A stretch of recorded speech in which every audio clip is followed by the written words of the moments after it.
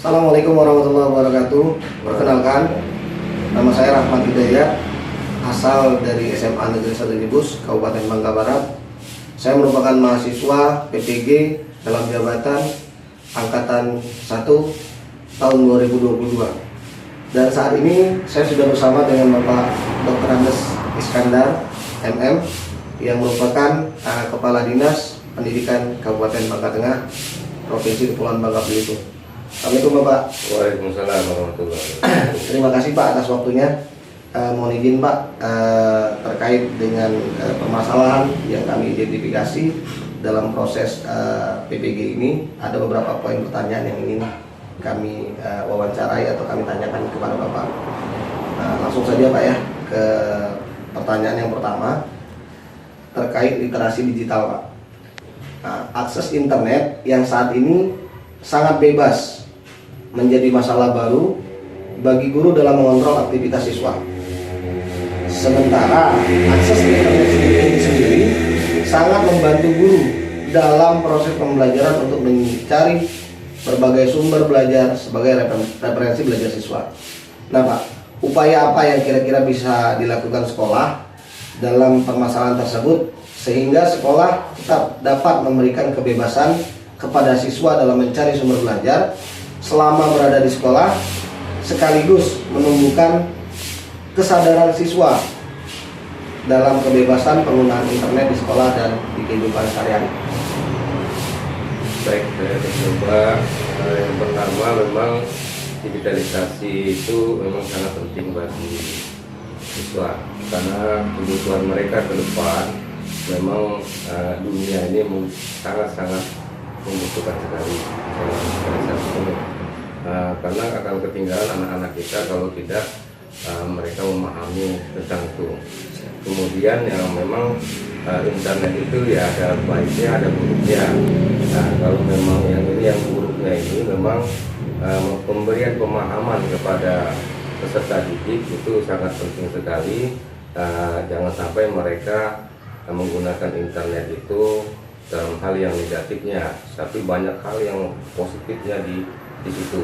Kemudian peran orang tua juga sangat penting, bahwa orang tua juga paling tidak sosialisasi dari pihak sekolah kepada orang tua bagaimana penggunaan daripada internet tadi oleh anak-anak mereka.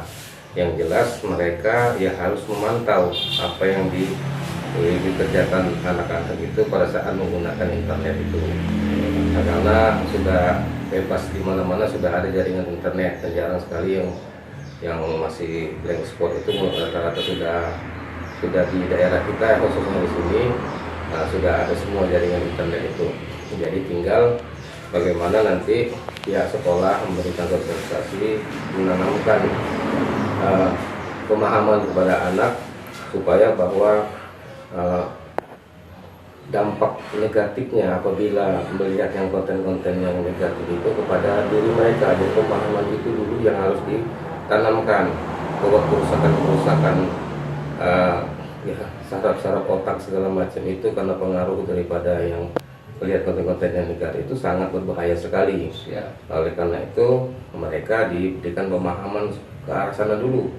Kemudian orang tua juga pas pertemuan-pertemuan dengan orang tua jangan lupa juga disampaikan supaya bahaya-bahayanya internet itu bagaimana, positifnya juga sangat-sangat banyak sekali.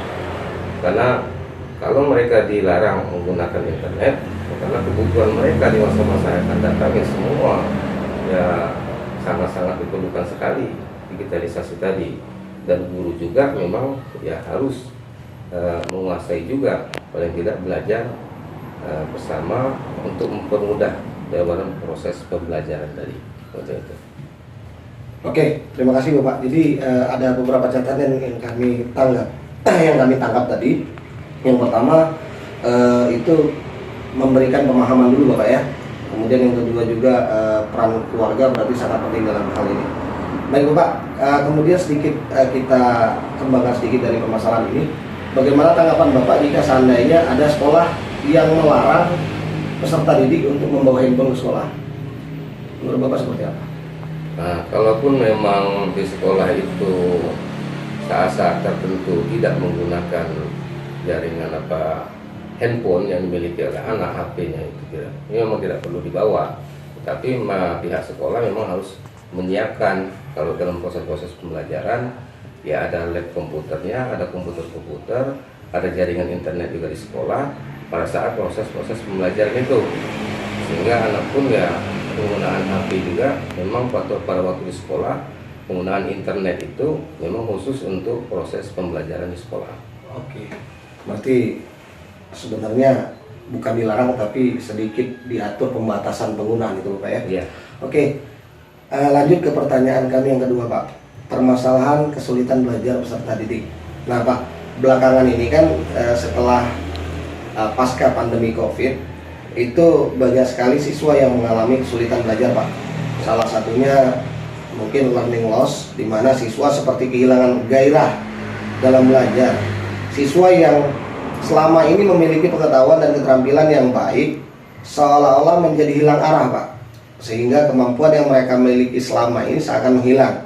Nah, menurut tanggapan Bapak dalam permasalahan ini, upaya apa yang dapat kita lakukan sebagai pendidik dalam mengembalikan motivasi dan semangat belajar peserta didik tersebut? Silakan Pak. Jadi sebetulnya sederhana untuk mengatasi itu, dan pemerintah pusat sudah menyiapkan kurikulum merdeka itu. Nah, dari kurikulum merdeka itu memang sudah dirancang sedemikian rupa untuk mengatasi learning loss tadi.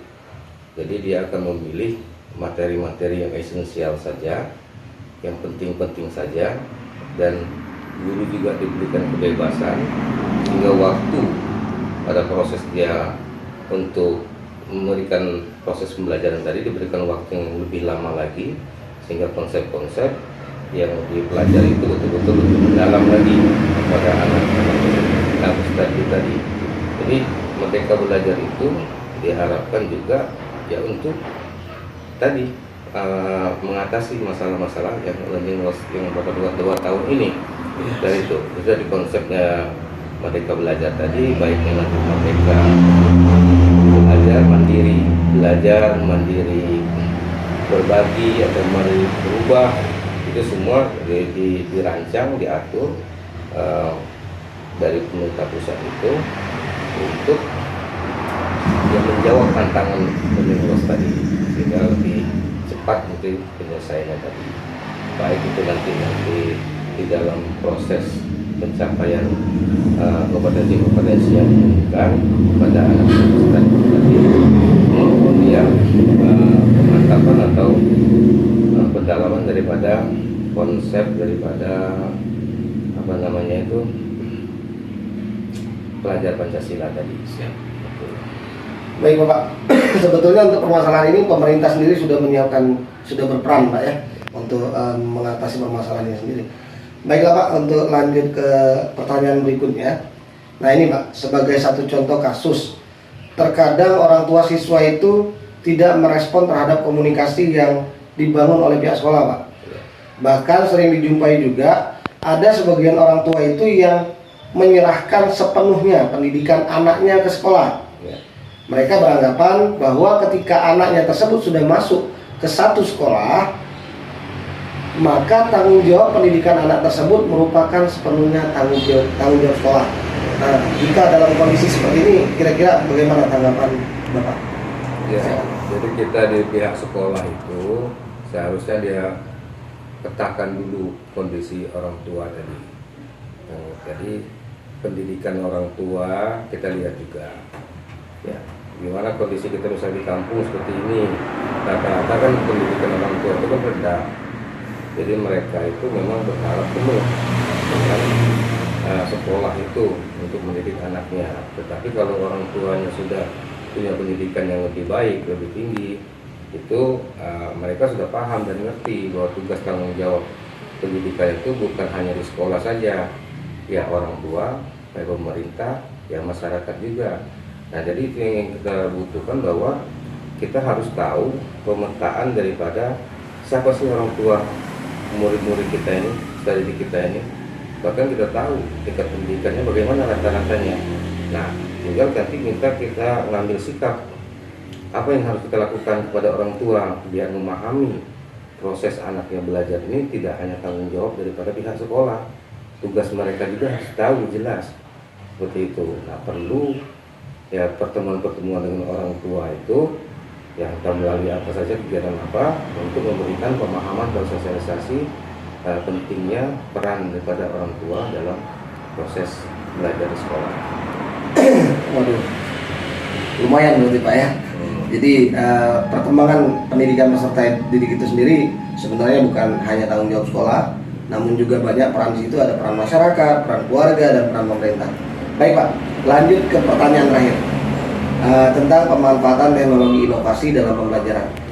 Nah Pak, di satu kondisi sekolah di mana ketersediaan sarana prasarana yang terbatas dan juga kurangnya pemahaman guru tentang teknologi dan inovasi Pak untuk proses pembelajaran. Kira-kira nih Pak, dalam kondisi tersebut upaya seperti apa yang dilakukan sekolah atau dalam hal ini pendidik sehingga dapat memberikan kemajuan untuk sekolah itu sendiri? Mohon Pak, silakan. Khususnya untuk pembelajaran. Siapa? Jadi untuk yang pertama tadi apa? Sebelum inovasi tadi katanya? Kondisi sekolah yang sarana prasarana yang terbatas, gitu Pak. Jadi untuk yang sarana prasarana sekolah yang terbatas itu memang kita harus mengetahui dulu kalau kondisi kita sekarang ini ya misalnya jaringan internet sudah rata-rata sudah ada seperti itu ya untuk teknologi, tinggal bagaimana guru-guru itu semua untuk memahami, mengetahui tentang teknologi itu. Walaupun masih banyak ada guru-guru yang sudah senior-senior misalnya yang belum memahami itu, ya ada upaya dari sekolah bagaimana untuk melatih mereka untuk belajar IT tadi, teknologi tadi. Kemudian memang sarana prasarana untuk yang inovasi itu tidak mesti sarana prasarananya cukup. Dan untuk proses pembelajaran itu tidak hanya di dalam kelas kan, di luar kelas, di alam ini juga banyak sumber-sumber belajar yang bisa dimanfaatkan untuk berinovasi. Jadi jangan terpaku dengan sarana prasarana yang ada di sekolah seperti itu. Jadi guru-guru itu dia makanya perlu inovasi tadi. Inovasi itu kan dia tidak mesti ada sarana prasarana di sekolah, tapi harus dilihat kondisi di daerah itu sendiri apa, kemudian lingkungan sekolahnya itu bagaimana, dimanfaatkanlah semua sarana prasarana yang ada, bukannya di sekolah tapi di luar lingkungan sekolah dan di masyarakat, untuk di daerah itu bisa dijadikan inovasi semua dalam memberikan pembelajaran kepada peserta didik. Baik Bapak, berarti untuk guru itu sendiri untuk berinovasi tidak hanya tergantung dengan para prasarana-prasarana Bapak ya. Baik, kami sependapat dengan Bapak. Baiklah Bapak, terima kasih atas waktunya yang sudah diberikan kepada kami. Semoga apa yang telah Bapak sampaikan ini akan bermanfaat bagi kami sehingga akan kami buat menjadi hasil analisis dari identifikasi masalah yang kami dapatkan. Baik Bapak, terima kasih. Assalamualaikum warahmatullahi wabarakatuh. Waalaikumsalam warahmatullahi wabarakatuh.